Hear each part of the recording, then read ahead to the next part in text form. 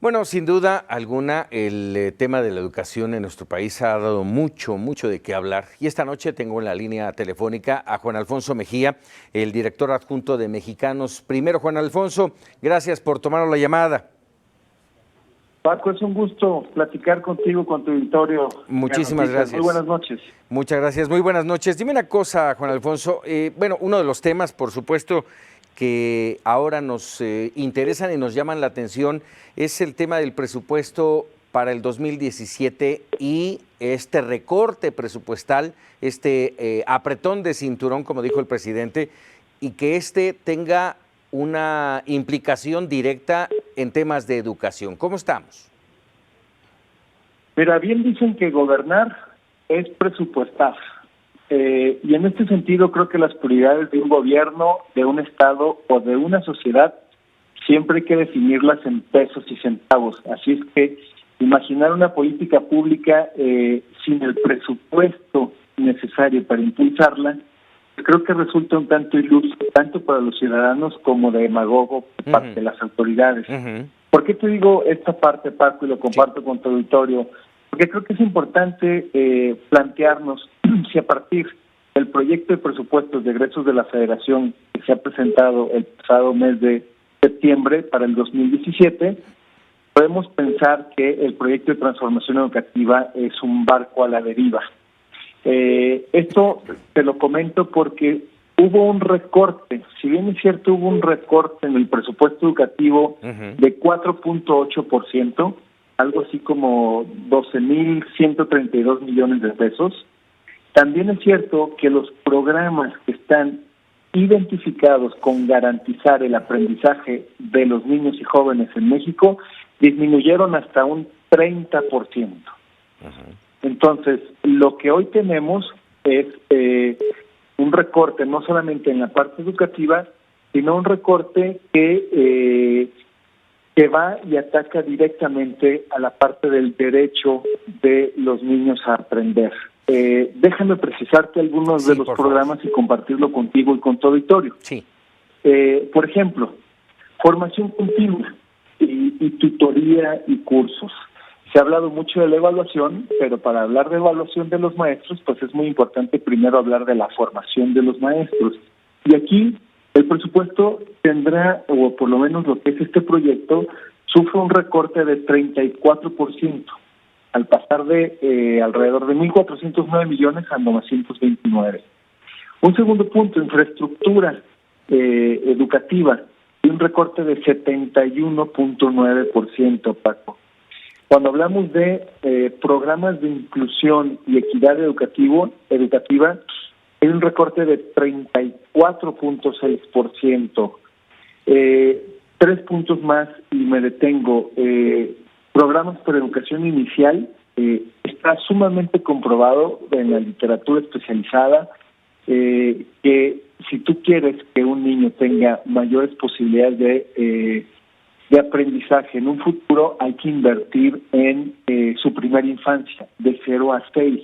Y en este sentido, parece un poco en contrasentido que programas como el fortalecimiento de educación temprana y desarrollo infantil pues simplemente fueron borrados, se les recortó al 100% el presupuesto.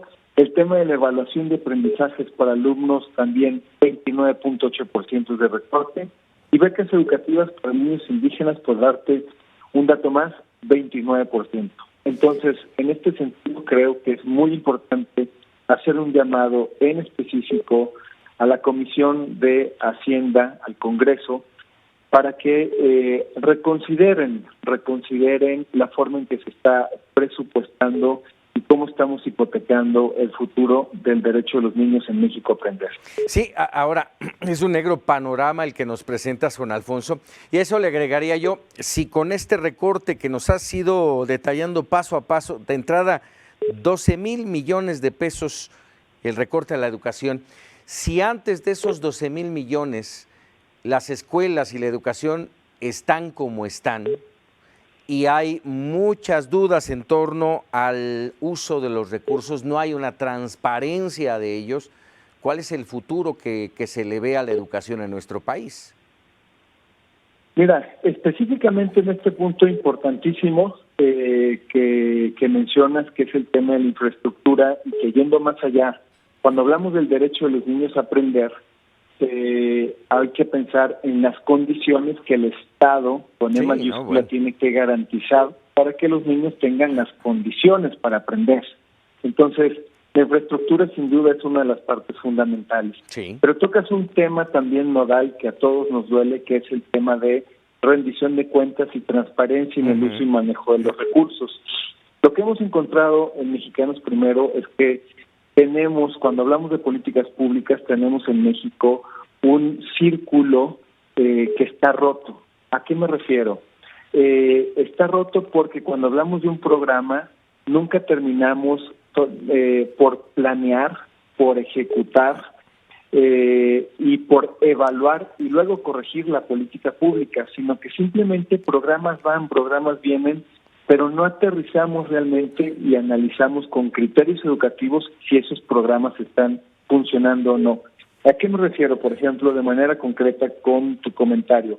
Para el ciclo escolar 2015-2016, Paco, hubo 1,016 planteles escolares que recibieron recursos tanto del programa de la reforma educativa como de Escuelas al 100, este programa que está destinado a la infraestructura. Esta duplicidad, 1,016 planteles, donde hubo este riesgo de duplicidad de recursos que estén llegando a la escuela. Ahora, de este número de planteles, por lo menos te puedo decir que hemos documentado al momento 179 escuelas donde se les asignaron recursos por más de 173 millones de pesos y donde no quedó en claro la documentación que acreditara la carencia explícita.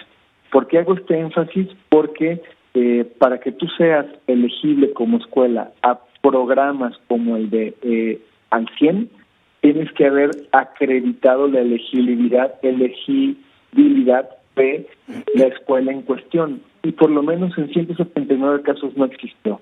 Entonces, con este tipo de datos, lo que quisiera compartir contigo y tu auditorio es que no solamente hay que pensar en este recorte que se está viviendo en educación, sino también en cómo mejoramos la forma de gastar, porque lo que tenemos es un mal gasto que venimos repitiendo y que no hemos logrado cortar inercias del pasado.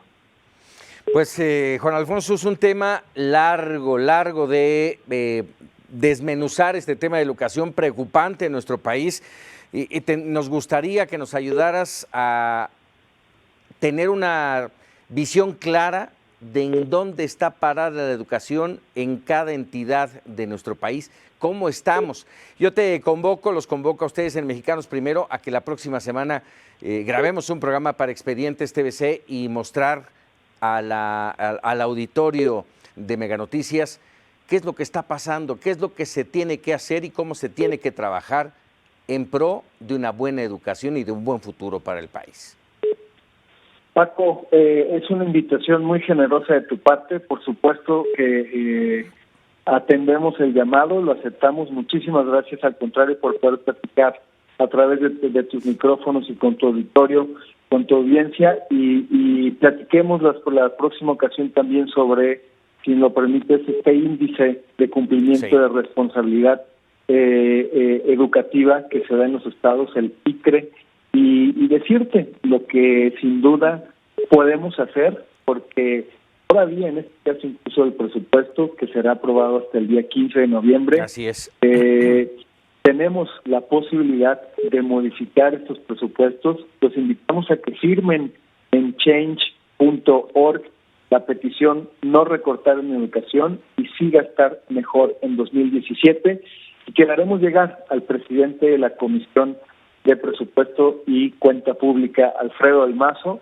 para que reconsidere lo que está en el interés y sobre todo en el derecho que tienen nuestros niños a aprender en México. Y a crecer este país. Muchas gracias, Juan Alfonso Mejía. Al contrario, un fuerte abrazo para ti y todo tu auditorio. Muy buenas noches. Igualmente, muchas gracias, Juan Alfonso Mejía, el director adjunto de Mexicanos Primero.